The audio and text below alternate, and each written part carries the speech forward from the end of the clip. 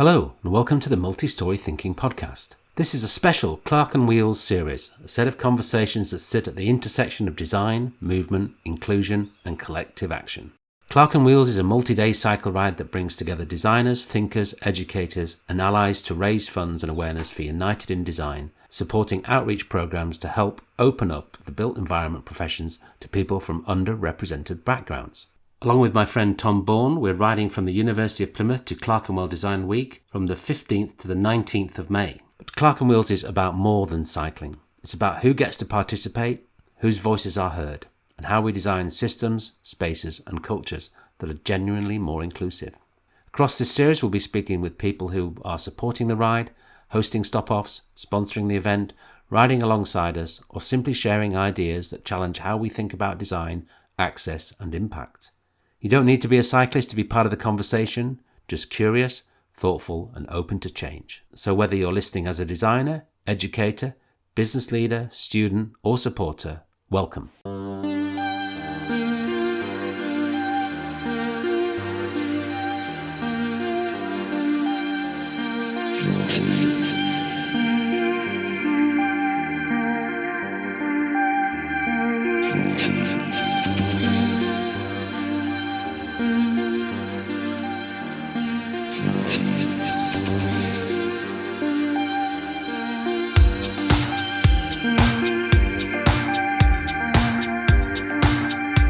Tom Bourne is the creative director of Select First and the co-founder, along with me, of Clerkenwheels. Just over 2 weeks since we completed our ride, we catch up to wrap up our thoughts on the ride and its impact and discuss, somewhat nostalgically, how two passionate cyclists navigated their journey from Plymouth to London whilst raising awareness for a worthy cause.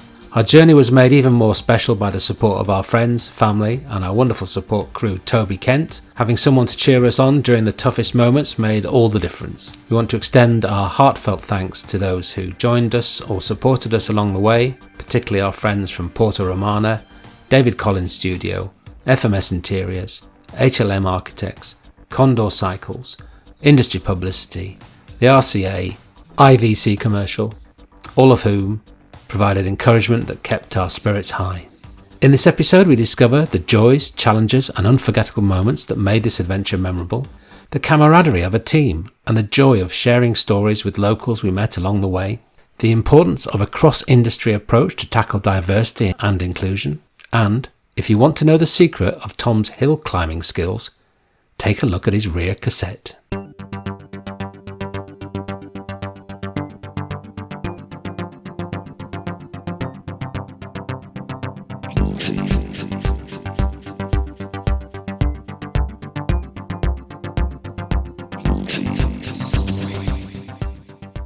Good morning, Tom. It's great to see you after, I think it's 2 weeks since we arrived in London on our Clerkenwheels adventure. And as a way of kind of wrapping it up, I thought we'd have a chat to reflect on the process, what we did, how it went, remind everyone why we're doing it, and just have a nice casual catch up.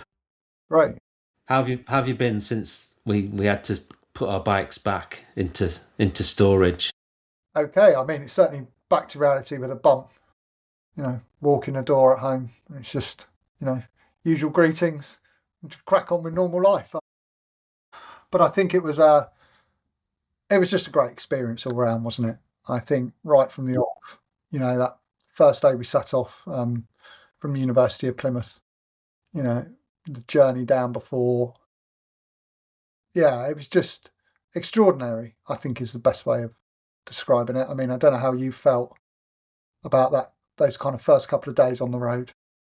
I thought it was great. I mean, I in the whole exercise, which was quite well planned, what I hadn't really sort of got my head around is what it would be actually like to be riding for 5 days and what would be ahead of us. Because although we had planned the route, you just don't know the detail, do you? No. I knew a little bit of the route from Plymouth and up to Exeter and Topsham because that's my manor. But the ins and outs of that were quite extraordinary. So, I think just the way in which we were discovering all these little pockets of the United Kingdom and moving through villages and towns and along lanes and byways. It was quite extraordinary, the different places we were going through as we were travelling up from Plymouth to Clerkenwell. So I thought that was great, and also the actual physicalness of it. We were using that Velo Planner thing, which had this altitude map thing, which looked quite daunting, lots of ups and downs, and some of them were quite Yeah, I difficult. mean, a couple of really lumpy ones, weren't they? I Yeah, think one I think I put on Instagram that it was 20%, but looking back at the data, it was actually 27%. 27%. Yeah, yeah, which was steep. I mean, it was really steep, and I think that was the thing for me. There was that panic about, because but you and I both have busy lives, and there's that panic about not having done enough training and riding back to back, and am I going to be able to do the distance with the inclines and whatever else? But actually, as soon as you're on the bike and you're pedaling together, you know, you just get in the zone, don't you? And you tap away, and it was great. On those journeys through all those villages, it was, and some of the people we met, the farmers, people at cafes, and I think for me, it was just a really good experience Yeah, over I the agree. 5 days. I don't know what my favourite day was. Do you have a favourite day? Do you have one day that stands out in your?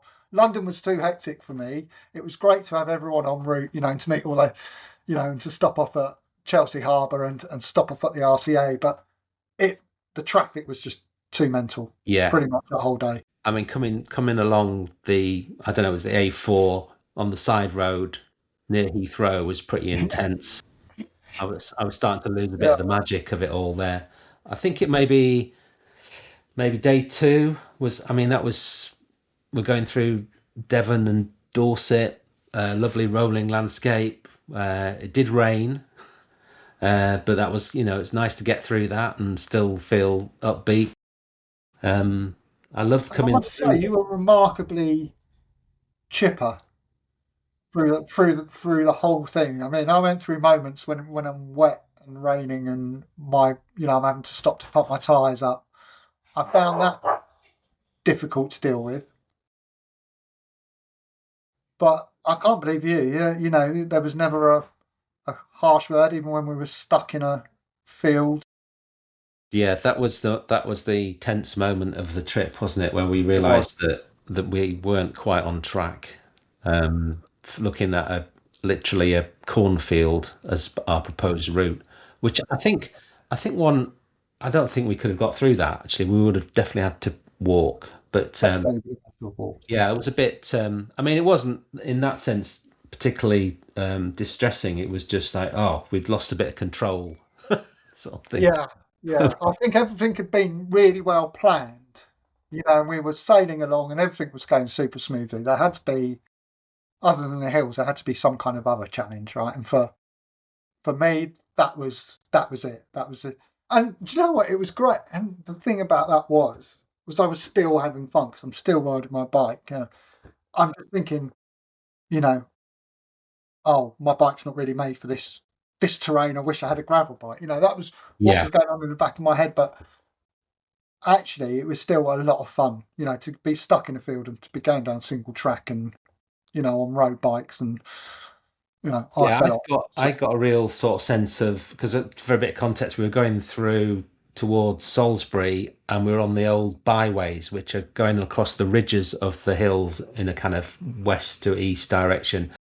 And they're the old original sort of tracks that people would be taking back in the day. I was thinking, oh, brilliant, we're connecting with generations of travellers. History. Yeah. History is unfolding. Look at the landscape around us. And then those kind of quite comfortable gravel paths turned into sort of rutted, muddy tractor trails. And, we ended up right at the end having to kind of skirt round a 10-metre long puddle and getting stung in by nettles and all that sort of thing. Oh, the romance of it all. But yeah, but I think that was our day three for me. Was I had the most kind of excitement, tension, and also we'd broken the back of the journey in a way. We were over halfway. I think that was probably psychologically really an important moment. But Yeah. but yeah, great. I mean, I think every day had its own highlights really, which was Yeah. And I think, I know I bemoan that kind of intensity of the final day, but to have everyone together like that, to have Ellie from Porto Romano and Ben come over from Condor, obviously Ian, independent interior designer. That was great, that right? was nice. Yeah, to be I mean, it's not that I didn't get on with you for the entire trip, because we did. yeah, we got on famously. yeah, it was And brilliant. that was also something I think, you think about in the run up.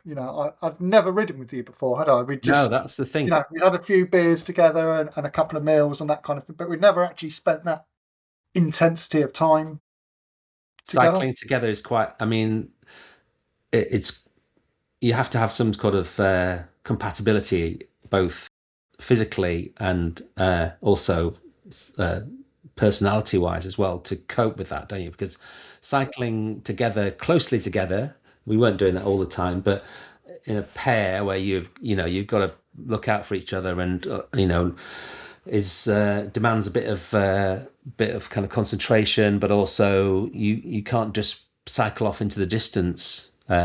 Although you did do that a couple of times, but that was only when we needed to get quickly through. So. Yeah, I was getting towards the end of the day, and I'm like, or the weather was against us, or traffic wasn't. We were trying to on a mission to get home in those Yeah, sense. yeah. Just got to put the hammer down and go for Also it. up hills. I mean, I struggled to maintain the same velocity as you did going up. Well, I think we by and large put that down to gearing, didn't we? I think, mean, I was quite pleased to see that actually, because your gear ratios are much more suited for uphill. So I discovered. They are, yeah.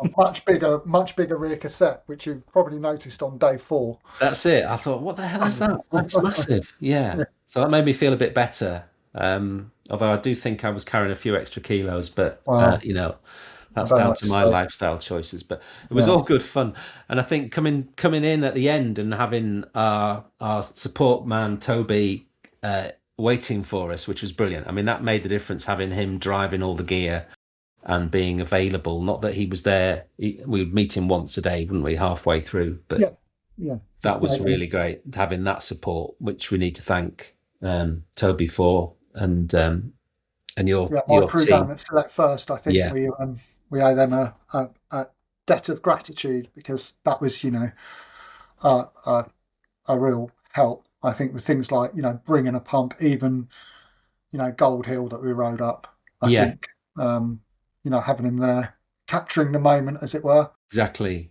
Yes, all helped for the sense of the gram. Yeah, for the gram, and also that sense of a team. It felt like we were a team. Yeah, it did. And it never felt like three's a crowd. Yeah, even in the evenings over pizza and a beer, or tie and a beer. It never felt like three's a crowd. So yeah. It was. I think that was essential part of the way in which it gelled.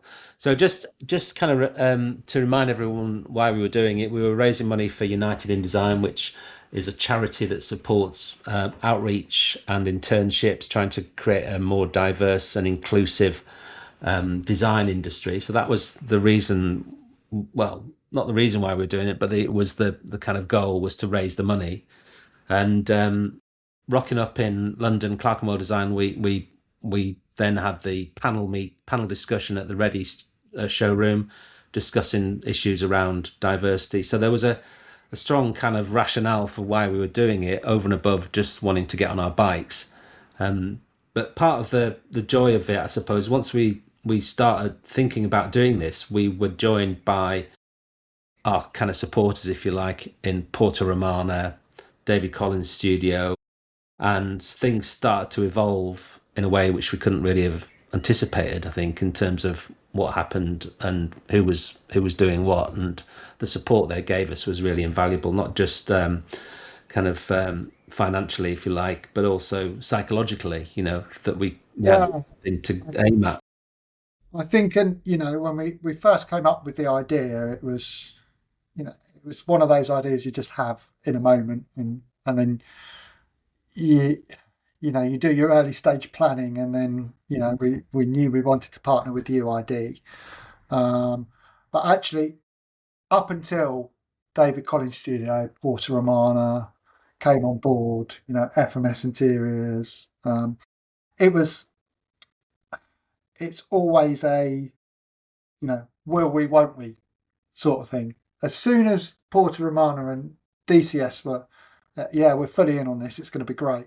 That was it. We were away, weren't we? We're up and running, and it gave you that boost and that incentive you needed to kind of go through, working out all the logistics and departure events and finish events and all this kind of the bits you probably don't think about when you have that initial idea. The initial idea is two guys on a bike just having a laugh and that in getting along itself and raising some money. that in itself seemed Yeah. like quite an easy thing to organise. The cycling, it was all the other logistics of that, and we did have, as you say, we had that kind of grand depart supported by HLM Architects, Kay Hansen in Plymouth. We ended up at the Ready showroom in Clerkenwell. On day 4, we stopped off at Porto Romano, and that was really fantastic because we had I mean, that was a, wasn't that fantastic reception, right? I rode into you slightly ahead. I think because we were on. The reason for that was because we were on a busy bit of road. I just wanted to get off it as soon as I can. yeah, So I came in slightly ahead, and I just really wasn't expecting everyone from Porto Romano to be standing outside from their workshop. It's an incredible space. And they were all just standing out there and all cheering, and I could it's a feel great myself moment. felt myself welling up, and that was a really great moment. But that was on the back of that afternoon when it absolutely pissed down, and we were Yeah, we were soaking so wet, and we were thinking, right, we got to get in. And I thought we had another 20 minutes to go. I lost track of where we were.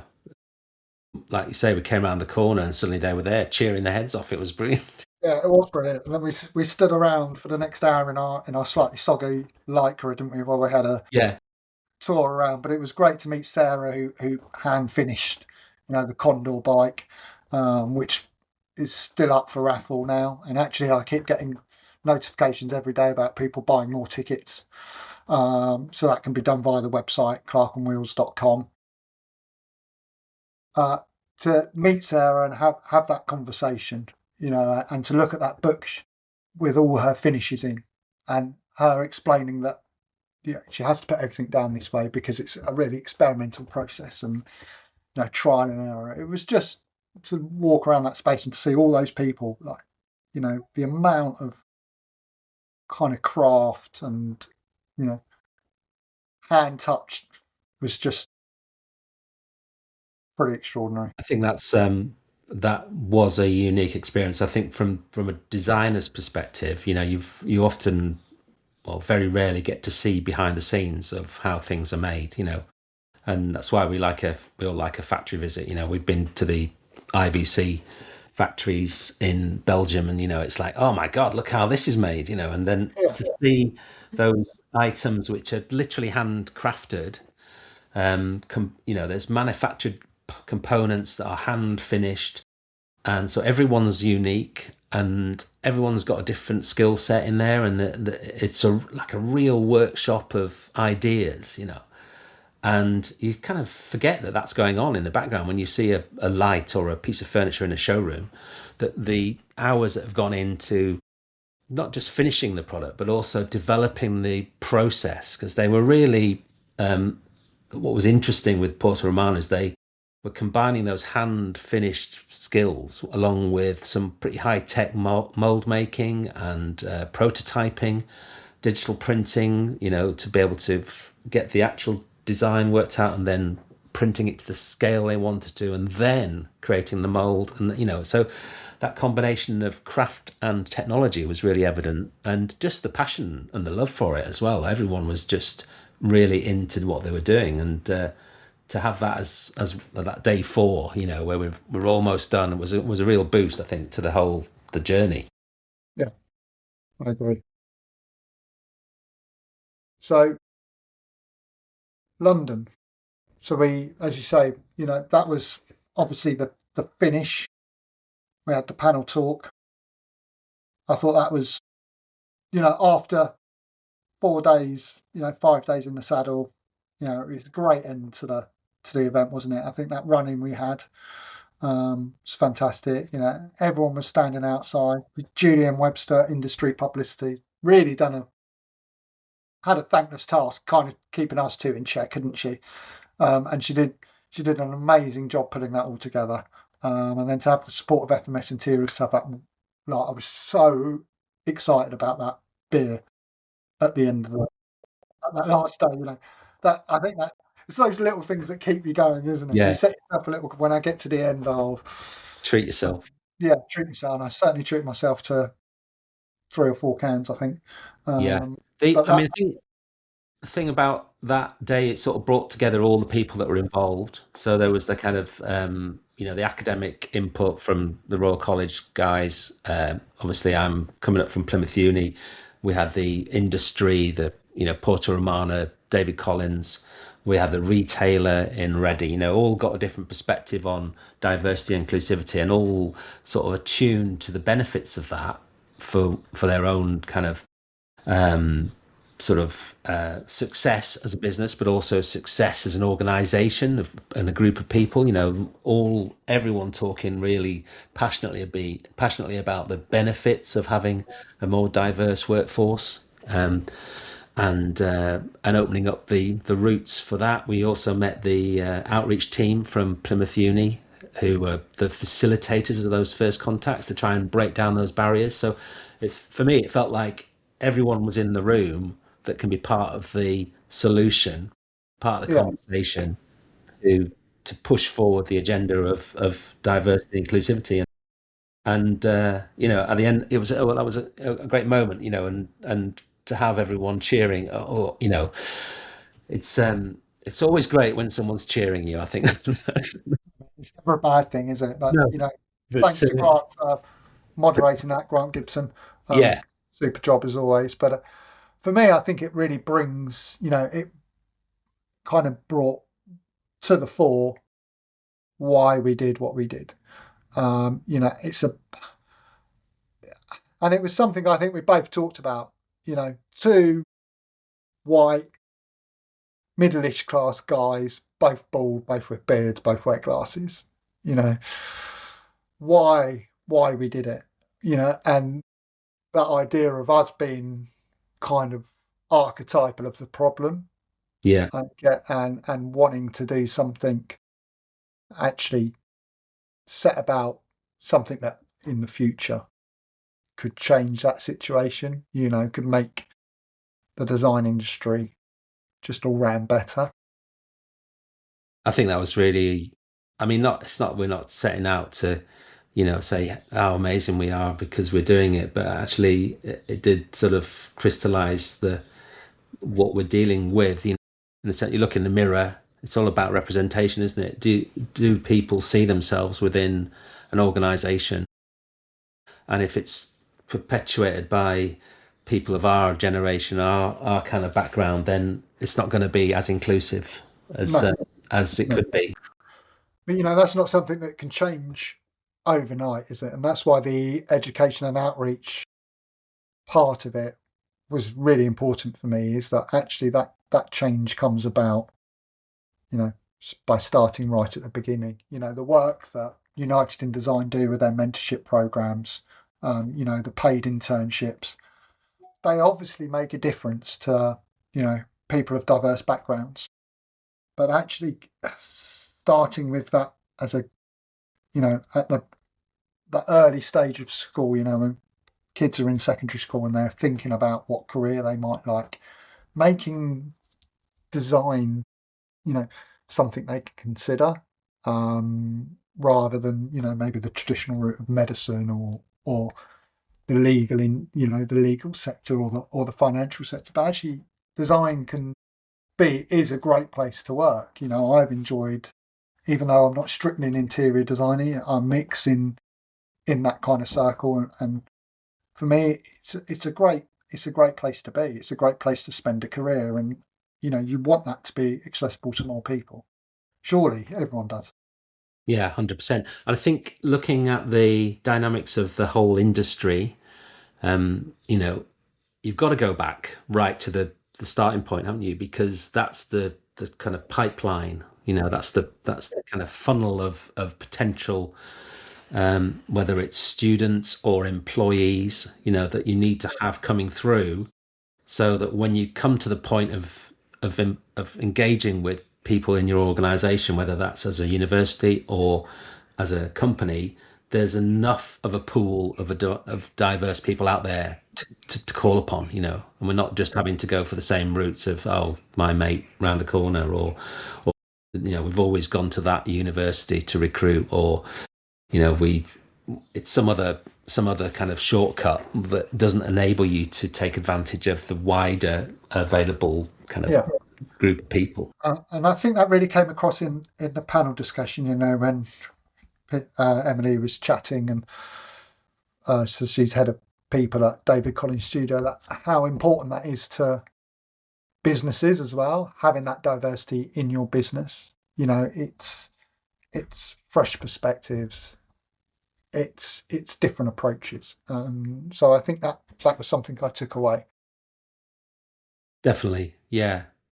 And I think in a way it's about trying to galvanize all these different parts of the industry along some shared direction. You know, there's too much of this going on in isolation, I think. That's what I've discovered. And it's often difficult for individual companies to join the dots. So I think particularly Ali Milam from Porto Romano was talking about the challenge of getting young people from colleges to come into the industry. You know, they're not aware about it, or the colleges aren't geared up to respond at the right time of year, or you know, there's some barriers. There's barriers everywhere, essentially, that we are trying to break down. Yeah. So have we?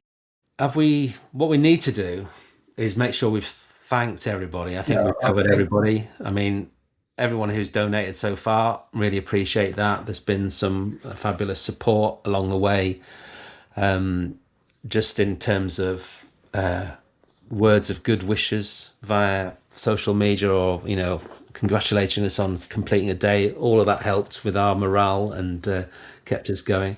We mentioned briefly IVC, of course. They were a key sponsor in the logistics, and your company Select First in the background obviously put a lot of time into that, and Toby Kent, of course, who joined us on the ride. FMS, who FMS Interiors, drink sponsor for us. The drinks for the end. HLM, there's a lot of acronyms going on here. HLM There is, and some of them I don't even know what they mean. But HLM, yeah, I don't even know. Yeah, it's a good question. This is another podcast episode. Another podcast. FMS stands for Furniture Management Services. Ah, there you go. So you do know what that one means. I knew I have to Google it. So I tell you, best thing I reckon is just list them out. Then we know. Yeah. We've covered everyone off. So a huge shout to Julian, Industry Publicity, IVC, David Collins, HLM, David Collins Studio, Porto Romano, Condor Cycles. I mean, that bike, which you can win, I know I keep banging on about it, is flipping epic. It is unreal. I was like a kid when that went out. So just to recap on that, because it's quite an important part, and that is a $3,000 frame, I think, and the associated bits and pieces of the bike that has then been custom painted by Porto Romano, and it looks like it looks so unique.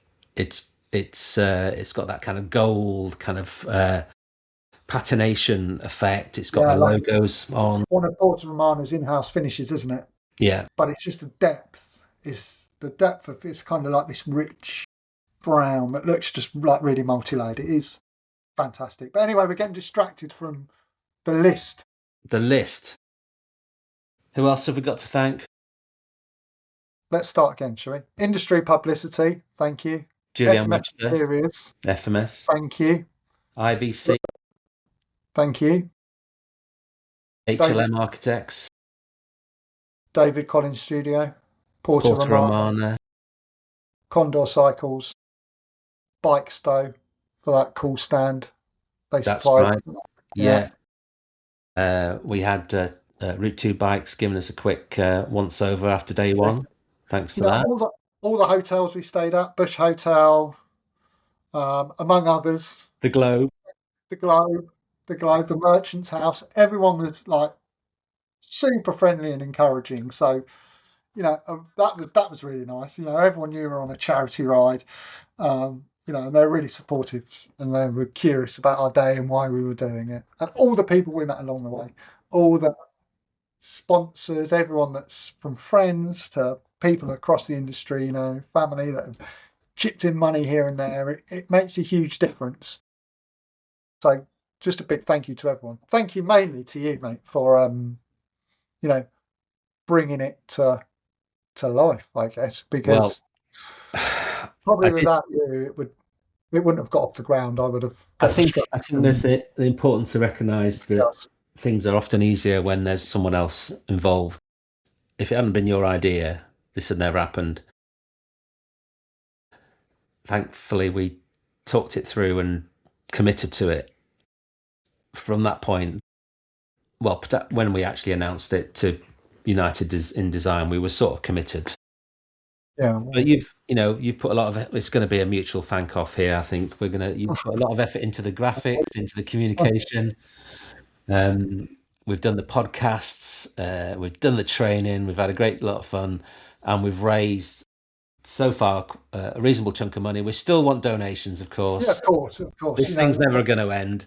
We're a bit off our target, but not quite as far off as we would have been had we stuck to your original proposal. Yeah, I did. So I did suggest we should try and raise 100 grand, but that was early enthusiasm and excitement, and I really got to realise that it's quite difficult to raise money because there's so that's many. understandable. There's so many people out there, so many charities, so many great causes, and everyone's strapped for cash these days. So whoever's put some money in, we really appreciate it. It's going to make a huge difference. I think for every £10 that we raise, we're opening up the opportunity for one person from a school to experience the potential of what the built environment can offer as a career choice. So the more we can do, the wider it's going to go. Every pound helps. Yeah, and I think we should also say thanks to Aman at United in Design. Yeah. She's kind of running that charity. Running the United in Design end, yeah. And also we've got Sophie Ashby and Alex Dawley, who are the kind of figureheads. They've been great in supporting the whole exercise. All round, great sort of positivity from everybody, which is really encouraging. Yeah. What about our families? Got to thank the families.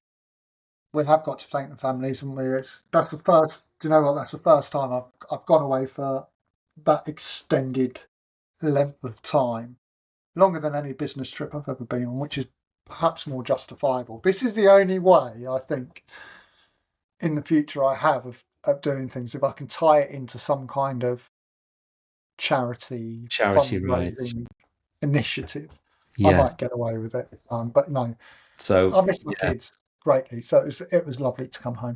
Yeah, we must acknowledge that kind of support from the people that we left behind. Yeah, and me, after work getting on the turbo trainer and not being around, be as helpful as I always am every evening. It's those little things that you feel conscious of, and you carry around a certain amount of guilt that you're doing it. But I'm glad I did it. Well, it was quite possibly one of the best experiences I've had ever in terms of just doing something I love cycling, the idea of cycling together through landscape. It's just, it had everything, the evening of relaxing and catching up, the fear as you put your head around the curtain to see what the weather's doing. Lots of emotions, lots of fun times, great bits of cycling, and it's all for charity, mate. in a way of smashing ice, isn't it? I think. Yeah. Incidentally, I've spotted a Snowdonian bike packing route that maybe we can have a look at, but that's Okay. probably a conversation for a different day. Better check the dates on that. Sounds Yeah. great. Can't wait. That sounds good. I think we've done it. Great. Just once again, thank you to you and thank you to everyone involved. It's been amazing. Likewise, yeah, it was the experience of a lifetime in many ways. And I don't know, I just maybe try and do it again. We'll never recapture that moment, will we? But it was. I'd certainly like to do something different, similar, you know, and keep that keep those bike legs moving. Yeah. One person I've got that I should mention, Miles Baker Clark, who runs Cycling Culture Club, which is kind of doing something very much similar in cycling, a completely different space, but related. Friend of mine. So his support was great, hooking us up with some people to speak to That's true, actually. Yeah, in the game. So the yeah, and appearing on your podcast. yeah the podcast. I mean, that's what really struck me, and as we were starting to kind of delve into those conversations, is that the issue of diversity and inclusivity pretty much spans most aspects of all types of life, you know, whether that's cycling clubs or design. It's an issue that it's the same challenge really of trying to widen participation, break down barriers, make things more inclusive, and in all those different areas the benefits of that are tangible and real, you know. So it was fascinating to find how that kind of quite narrow focus that we had to start with was actually part of everyone's challenge, you know. So, yeah, Miles really articulated that well when I interviewed him. On that note, I think that's it, mate. We're going to have to just bring the dream to an end. exactly and book in a planning session for next year. Crack on with normal life. Back to PowerPoint I go then.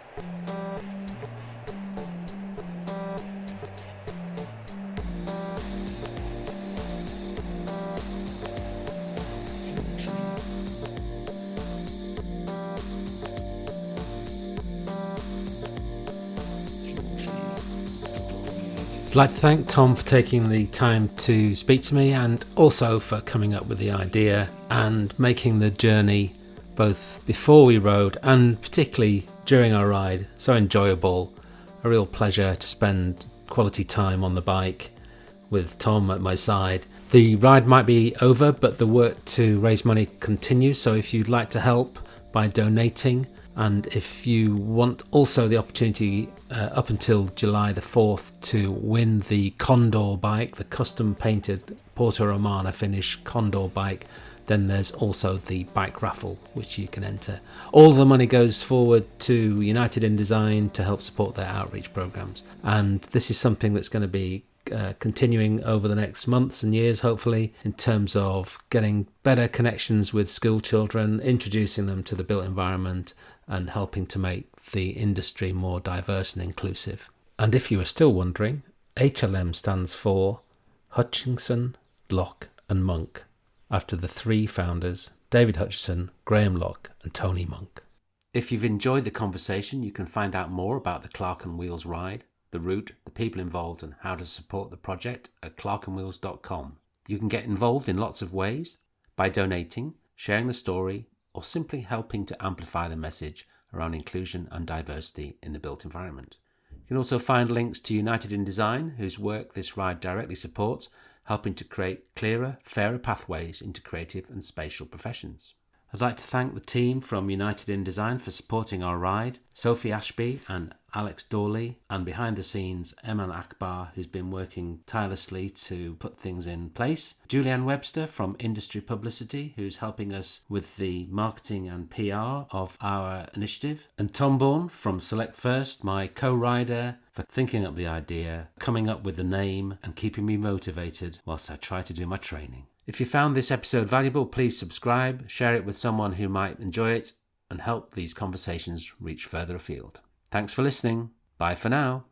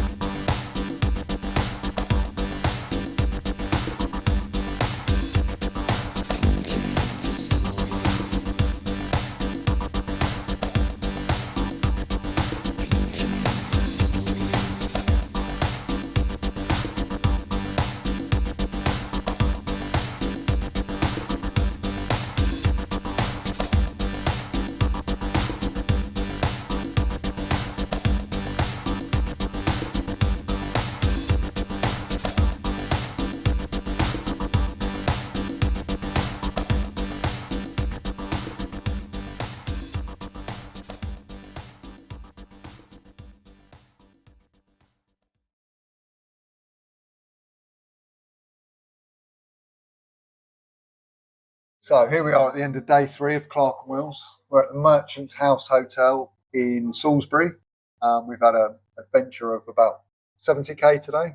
70k. Across fields, along paths. It's been quite something today, but I thought it was a great opportunity just to sit down and reflect. The thing is, we're over halfway through our ride. Yeah. And we started off at the University of Plymouth. Great send-off.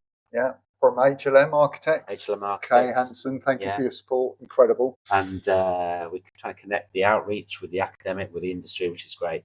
On to Topsham to Sherborne to Salisbury today. We've got a ride into Farnham where we're going to meet up with Porto Romano. Which I'm really excited about. That should be great. Yeah, we've been looking forward to that, haven't we? Yeah. Of course, they did the custom finished bike supplied by Condor Cycles. Yeah, so I'm really looking forward to having a look at where it was all done. Yeah, because I think that'd be great where it was all hand gilded and stuff. I mean, the craftsmanship, that's amazing. Yeah. And of course, we've been wearing our United in Design sponsored kit by David Collins Studio, which has been very good, actually. Really nice performance. Yeah, it's kept us dry, isn't it? Yeah. It's started lots of conversations. I think that's been really nice. You know, we've been stopping along route. We've spoken to farmers, people in the street, and we've been spreading that word about, you know, what we're doing for United in Design, the charity, and the education and outreach program, and how important that is in making the design industry more diverse. I think that's been really, one of the things that sticks out in my mind, apart from the cycling, it's been those kind of just those interactions we've had at cafes. It's been amazing. The cycling's been good though, hasn't it? And we've managed to we've done it back to back for 3 days, and we're still in good shape. We're fit and healthy, and we're raring to get on to London. Yeah, I'm really looking forward to the last leg now. We'll be getting into Surrey tomorrow. Having a look around Porto Romano. Then we'll be meeting up with some of the guys that have helped us along our way as we cycle into London to end up at Reading, where the Porto Romano ex-Condor Special Projects bike will be on display, and we'll be selling raffle tickets for that. So it's a real fantastic opportunity, one-off. It's great. Incredible. And we're going to be so excited. Supported by FMS Interiors, who putting on the drinks for that. Be a little bit of a party, a little bit of a celebration. Yeah, and then we mustn't forget the panel talk, must we? Because we brought together all these people that had a... Apparently, I'm on the panel talk. I'm going You to are. make sure I'm not exhausted. Plenty of gels, maybe. Nutrition has been really important, and you've done a great job in pulling all that together. Yeah, we had, OGT, those fabulous bars, which I know you've tasted. And I love the lemon drizzle. Lemon drizzle was definitely the favourite. Yes. Yeah, and it's kept us going, isn't it? The whole thing. You need to. I was underestimated the importance of it. Yeah. We've eaten quite a lot. We have eaten a lot, haven't we? We've eaten lots of food, lots of pasta. We've just come away from a lovely Thai restaurant, and it's been people all along this journey that have helped us with that. Seeing the different places, we've been through so many places as well. Different villages, towns. It's great. Yeah, and we couldn't have done it, without the support of Select First, my team. We've had Toby along with us. It's been fantastic. Julian is the absolute icon. Yeah, it's brilliant. So all I can say really is I'm excited to get on the bike again tomorrow morning, nice and early. Yeah. So we get to Porto Romano at a good time. And we've raised so far over 1,600 quid. Yeah, about that. Yeah, sold some raffle tickets on the bikes. That's good. It's all, and obviously that will be going on. It's going to be at the Wow House in Chelsea. So we're really excited about the potential of that. So just as a kind of recap, every £10 that we raise gives the opportunity for one young student to engage in the industry. Yeah, and I think that's ultimately the point, isn't it? The education and outreach program is really about that. What appealed to me, I think, when we had our original discussions was it's about getting to the grassroots, and making design something that is accessible to all. People see it as something they can get into. Yeah. It's not just a white middle class profession. It should be available for everyone, because that's how you make the industry better. That's how you make spaces better. How you make interiors. We need those diverse people, and we need to create these diverse spaces. I keep going on about it. It's the diverse culture out there. Your 3Ds, diverse, and diverse. That's the repetition, isn't it? It doesn't sound quite as good as it sounds, but it's all about it sort of opening up the industry and then creating better spaces for people. So, cheers. Here's to Clerkenwheels. And once again, thank you to everyone that's helped us along the way. We really couldn't have done it without. Exactly. So cheers to them as well. Cheers.